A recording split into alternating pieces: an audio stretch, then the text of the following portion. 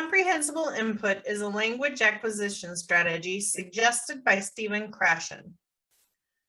Comprehensible input is using what you can understand in the target language.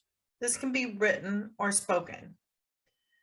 There are things a teacher can do to make the language more understandable to students. We are going to discuss some of these strategies. First, the amount of language that is understood can be enhanced by hand gestures, pictures, diagrams, or other visual clues. For example, if the language passage you are working with is about an elephant, it would be helpful to have pictures of an elephant. Pictures are extremely useful when teaching new vocabulary. Another strategy for helping students have better comprehension of a language passage is to activate prior knowledge. A class discussion on the general topic to find out what the students already know and what areas they don't know. This is a perfect time to teach new key vocabulary words as well.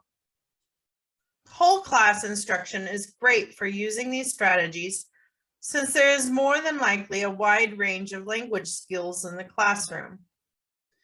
Students can learn from each other and work together to make a passage more comprehensible to all. This also gives the more confident students a chance to practice their language output while offering the rest of the class yet another listening opportunity.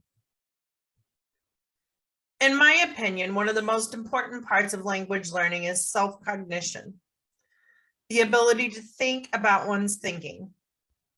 Students need to be able to honestly assess what they are able to understand, as well as which words they don't know yet.